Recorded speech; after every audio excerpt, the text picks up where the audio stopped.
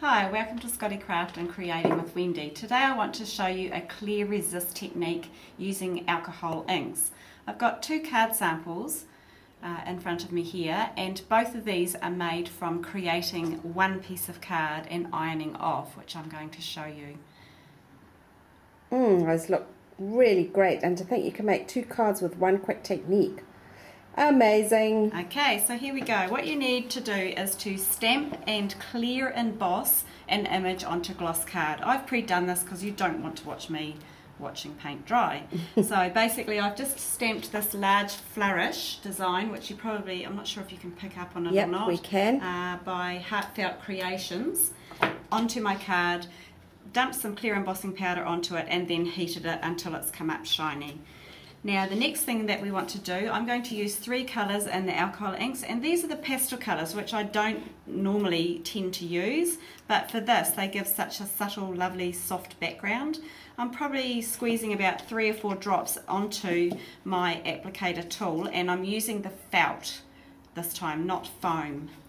And you use this for the alcohol inks because what happens with these is they dry very hard on it, and you need to be able to dispose of it. And of course the felt replacement pads are reasonably priced so that you can not worry about using them over and over.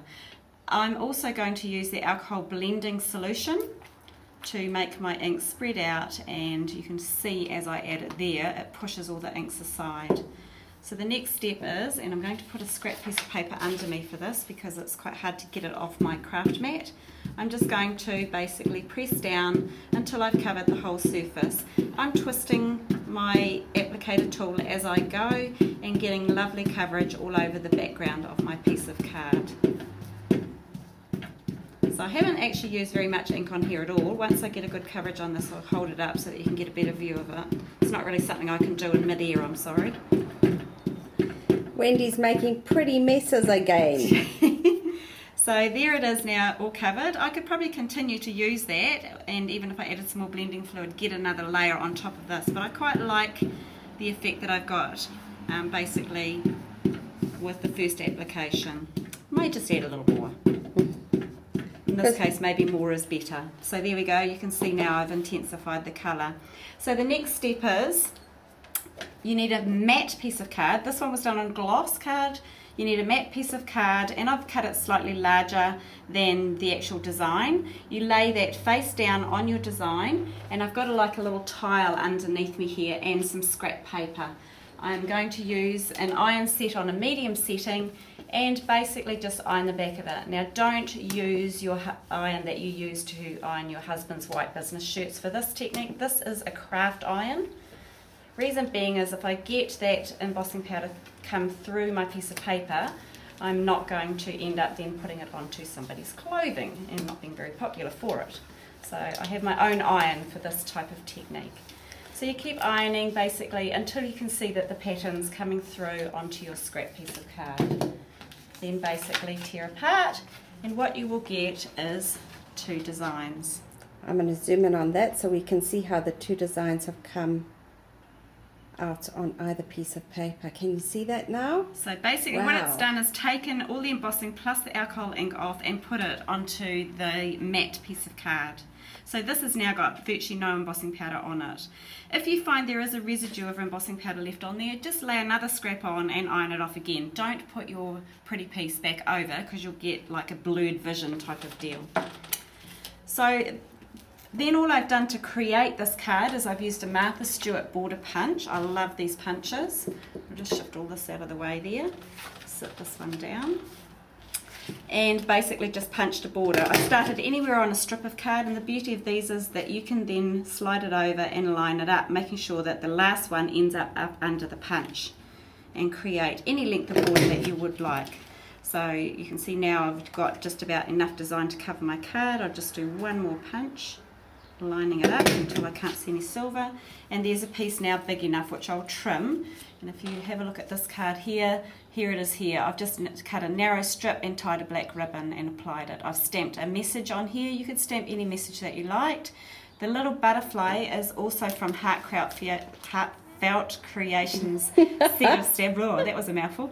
Set of stamps. I've stamped it directly onto my piece of card here, just with black Stays On ink, so I will show you that. These are self-cling stamps, so they actually just basically get plopped onto an acrylic block and they stick there.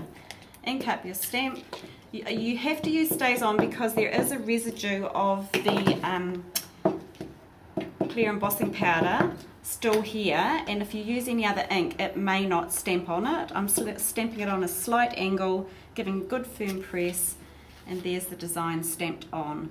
Oh, very pretty. Now the next layer on this, I've stamped the same way onto a piece of vellum, and then to apply the glitter, all I've done is using a glue pad, which is basically just for applying things like glitter and beads. I've just pressed my vellum butterfly into the glue pad, lifted it off, and just using some crystal embossing powder, crystal glitter, I've shaken it over the top.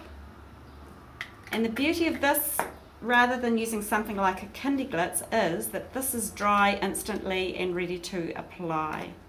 Whereas if you'd use Kindy Glitz, the Kindy Glitz would ripple the vellum and it would take a while to dry. So then all I've done is just applied it with a little bit of tape to the front of my card to create my design.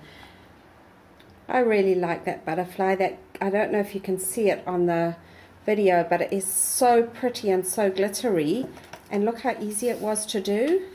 Also, the Heartfelt Creations have put out a series of Spellbinders dies to match those stamps, and if you refer to one of our previous videos, I've used this butterfly, so you can refer to that to see how to cut it out basically. So that's the die, so that you can cut your butterfly out perfectly. Okay, and the dies and the stamps are actually made to match, so you stamp and then cut. Another cool tool. And then the second card, basically to finish my second card, all I've done is stamped a complete design over it, once again with the black Stays On. And some areas of this will actually resist the ink. You can see on my finished sample, as I've inked in, the areas where the embossing powder, which has been transferred onto this matte card, resists the ink. Then all I've done to create the colour in the butterfly wings is, if you refer to my previous video, pick up the ink colour off the distress pads with the aqua brush and basically just colour in. Once again, I've used the Martha Stewart border punch along the bottom, and this time I've actually just hooked a piece of pink card in behind the little lip that's on this punch, which is this bit here. So from the back I've slid my card, and underneath here those little tabs that That's stick almost down. Like threading ribbon. So it's through. like threading ribbon, but it's just a piece of pink card. I've used just a small greeting on here using the smallest of the Spellbinders scalloped dies, and mounted it on a piece of foam tape. Very quick, very easy card. This one I have applied the Kindy Glitz to rather than doing the glue pad, because otherwise I'd have to do the whole face of the card. And the Kindy Glitz, you can be very precise where you put it. Also, it's not vellum, so it's not going to wrinkle your card. Okay, so 2 cards. Clear emboss technique. And really quick and easy to do. Now, I'm going to show you some of the product that we used for that. And there it is there. We've used the Martha Stewart punches. They come with borders and corners. You can just buy them separately, or you can buy them together. If you look at the ones on the right hand side, they are separate, and the ones on the left hand side come together. I've shown the Heartfelt Creation stamps there, and then of course the alcohol inks, the alcohol blending solution, and the alcohol felt tool, applicator tool with felt. So you can buy those all separately. I'm going to zoom in a little bit on the Martha Stewart punches. There we go.